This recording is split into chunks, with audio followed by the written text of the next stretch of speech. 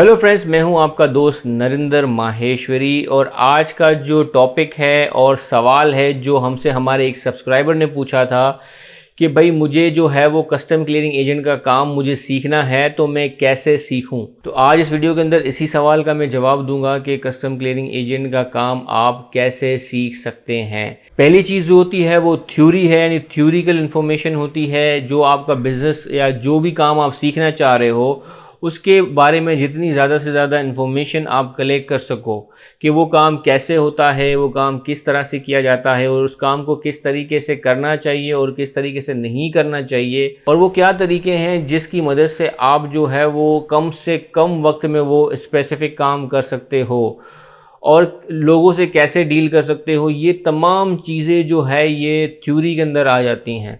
और थ्योरी के अलावा जो है एक और चीज़ है वो है प्रैक्टिकल नॉलेज।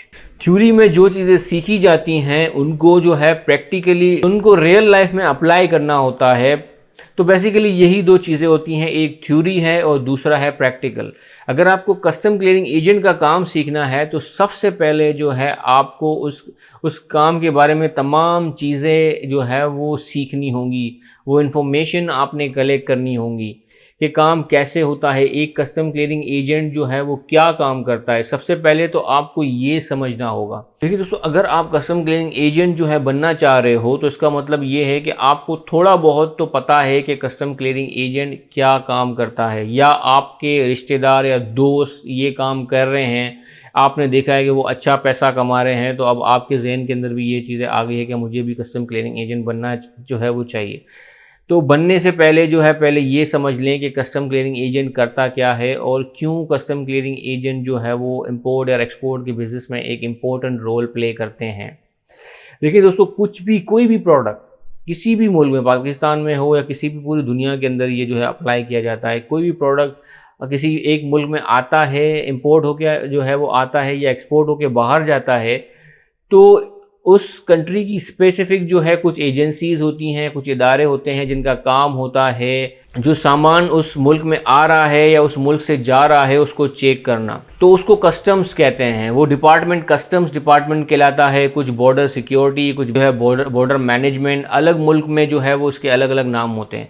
पाकिस्तान के अंदर जो है ये कस्टम्स डिपार्टमेंट है, उनका काम है ये जो बॉर्डर्स के ऊपर या जो भी सामान पाकिस्तान में आता है बाहर जाता है उसकी मैनेजमेंट जो है वो कस्टम्स जो है वो देखती है। तो कस्टम्स के साथ जो डीलिंग होती है कि कोई भी इंपोर्टर्स जो है या एक्सपोर्टर है, ट्रेडिंग करता है, सामान मंगवाता है या बाहर भिजवाता है, तो वो खुद जो है कस्टम्स के साथ डील नहीं करता। तो उसके लिए कुछ स्पेसिफिक जो है एजेंट्स होते हैं जो कस्टम्स के साथ डील करते हैं। वो जो सामान बाहर जा रहा है या पाकिस्तान में आ रहा है, वो उनका जो पूरा प्रोसेस है, कस्टम क्लियरिंग का जो प्रोसेस है, जो एग्ज़ामिनेशन वगैरह होती है, अप्रेजमेंट, असेसमेंट, जो भी चीज़ें होती हैं वो एक एजेंट करवाता है। अब एक एक थोड़ा बहुत प्रोसेस को जो है वो थोड़ा सा मज़ीद हम एक्सप्लेन करते हैं, एक एक करके चीज़ें करते हैं। पहले जो है हम बात करते हैं एक्सपोर्ट की, फिर हम इंपोर्ट की बात करेंगे। अब कस्टम क्लियरिंग एजेंट का रोल तब स्टार्ट होता है जब जो है जो भी शिपमेंट है वो रेडी जो है वो हो जाती है और तमाम डॉक्यूमेंट्स कस्टम क्लियरिंग एजेंट को हैंड ओवर किए जाते हैं और एजेंट उस डॉक्यूमेंट्स के अगेंस्ट जो है वो जीडी फाइल करता है और उस जीडी के अगेंस्ट जो है वो जो शिपमेंट है वो टर्मिनल के अंदर इन की जाती है। अब टर्मिनल यहाँ पे बहुत सारे हैं, KICT है, PICT है, SAPT है, QICT है। तो ये तमाम टर्मिनल जो है ये कैसे पता लगता है कि कौन सी टर्मिनल के अंदर उस शिपमेंट को जो है वो इन करवाना है। तो ये तमाम चीज़ें जो CRO होता है, जो शिपिंग कंपनी इशू करती है ट्रेडर को, एक्सपोर्टर को, और एक्सपोर्टर ये तमाम डॉक्यूमेंट क्लियरिंग एजेंट को देता है। क्लियरिंग एजेंट उसमें से देख लेता है कि ये कंटेनर है, ये भर के कंटेनर कहाँ किस टर्मिनल में इन होगा, तो वो एजेंट उस टर्मिनल के अंदर उस शिपमेंट को इन करवा देता है। इन करवाने के बाद जो है पूरा प्रोसीजर स्टार्ट होता है। कस्टम क्लियरिंग का प्रोसेस तब स्टार्ट होता है। वो कंटेनर जो है वो अंदर जाता है, उतरता है, एग्जामिनेशन के लिए वो कंटेनर होल्ड होता है। फिर एजेंट जो है वो एग्जामिनर्स के पास जाता है, तमाम चीज़ें जो है वहाँ पे क्लियर होती है, एग्जामिनेशन होता है, सामान चेक होता है, तस्वीरें ली जाती हैं और तमाम प्रोसीजर्स जो है वो वहाँ फॉलो किए जाते हैं। तो इसके ऊपर भी एक डिटेल वीडियो बनाया हुआ है कि एग्जामिनेशन कैसे की जाती है, उनके लिए क्या डॉक्यूमेंट जो है वो रिक्वायर्ड होते हैं, उसका जो लिंक है इस वीडियो के नीचे मैं डिस्क्रिप्शन में दे दूंगा। फिर जो अगर नया ट्रेडर है, ट्रेडर जो है, जो एक्सपोर्टर है, वो अगर नया है तो फिर एनएफ भी मार्क कर दिया जाता है। अगर एनएफ नहीं होता तो फिर उसको ड्रग इंस्पेक्शन के लिए मार्क कर दिया जाता है।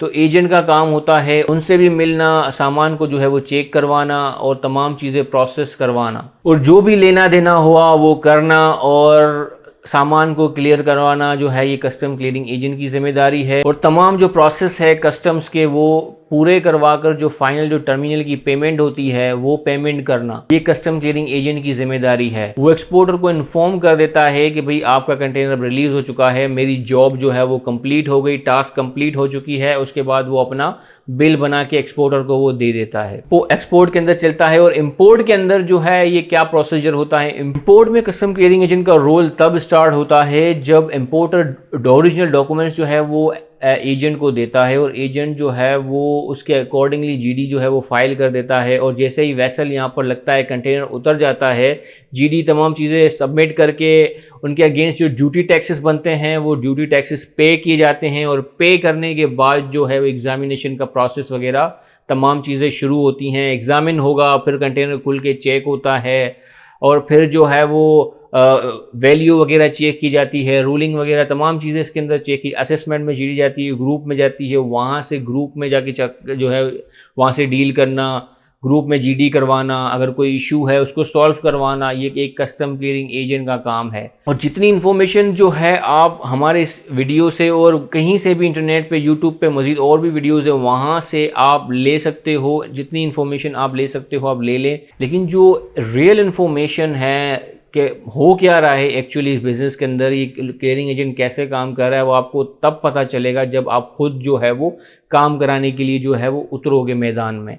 जब आप खुद जाओगे चीज़ें करने के लिए तब आपको चीज़ें पता चलेंगी। अब हम बात करते हैं कि थ्योरी का, तो हमने बात कर ली कि हमारे वीडियोज़ हैं, नेट पे बहुत सारी चीज़ें मिल जाती हैं और ये कोई इतना मुश्किल नहीं है। जो है आप पूछ के तमाम चीज़ें की जा सकती हैं। ऐसा कोई काम नहीं है जो कोई बंदा ना करा सकता हो। अगर उसकी नीयत है कराने की तो वो पूछ के तमाम चीज़ें की जा सकती हैं। अब बात होती है कि चले हमने थोड़ा बहुत तमाम चीज़ें सीख ली मेरे वीडियोज़ से या किसी और जगह से या नेट से या गूगल से, तमाम चीज़ें आपने देख ली, समझ ली, थोड़ा बहुत समझ लिया, तमाम चीज़ें आपने समझ ली हैं क्या होता है। अब आपको प्रैक्टिकल नॉलेज चाहिए। या प्रैक्टिकल नॉलेज कहाँ से आप हासिल करोगे, एक्सपीरियंस चाहिए होता है काम करने का।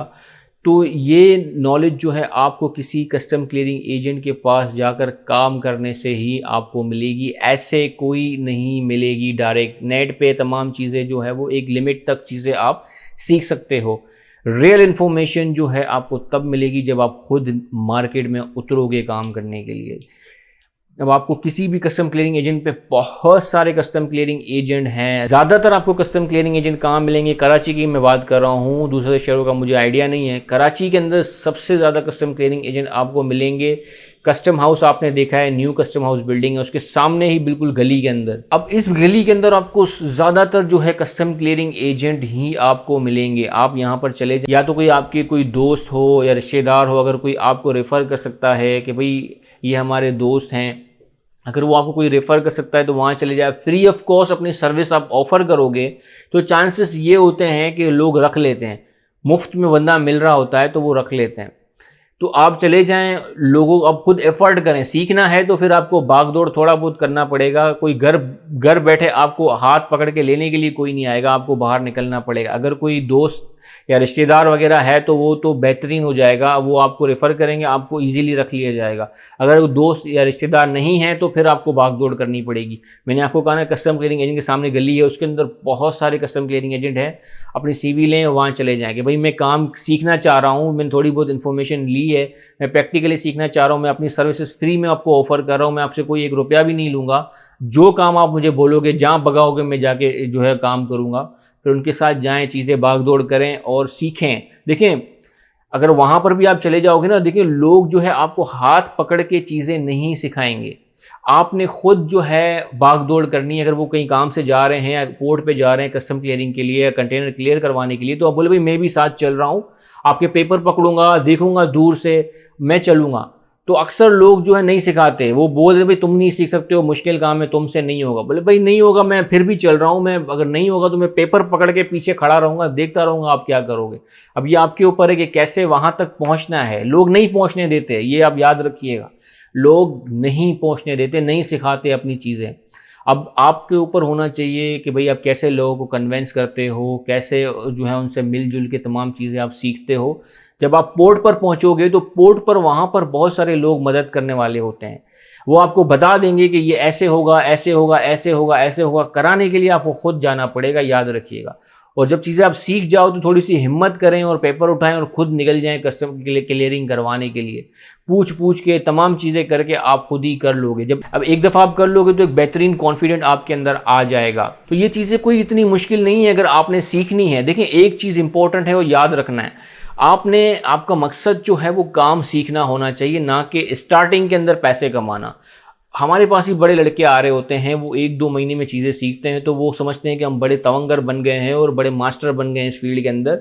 नहीं, फिर वो पैसों के चक्कर में पड़ जाते हैं। देखिए नहीं, आप पहले काम सीखें, बेहतरीन तरीके से काम सीखें, अच्छे अपनी फील्ड के एक्सपर्ट बन जाएं।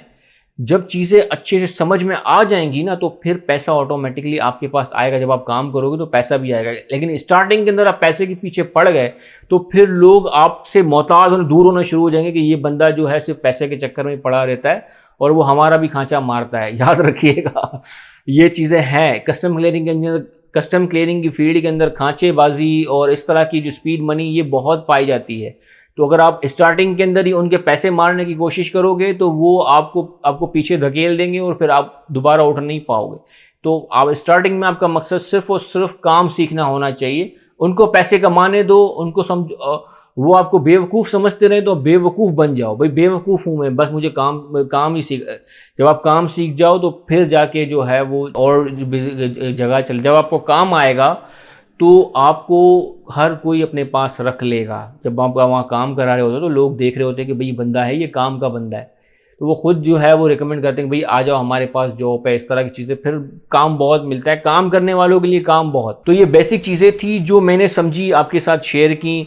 ये इन्फॉर्मेशन जो है अगर आपको थोड़ी भी जो है वो अच्छी लगी हो तो हमारे इस वीडियो को जो है वो लाइक करना ना भूलें। कमेंट्स में हमें ज़रूर बताएं कि ये वीडियो जो है आपको कैसा लगा, जो मैंने इन्फॉर्मेशन दी अगर आपको अच्छी लगी। बुरी भी लगी हो तो बता दें कि भैया मैं बुरा काम कर रहा हूँ, कुछ भी बताओ। और हाँ, अगर अभी तक हमारे चैनल को आपने नहीं किया सब्सक्राइब तो भाई कर दें, हमारे चैनल को सब्सक्राइब, सपोर्ट करें। आपका सपोर्ट हमारे लिए बहुत ज़रूरी है। हमारे चैनल को सब्सक्राइब करें और अपना बहुत बहुत ख्याल रखिए। अल्लाह हाफ़िज़।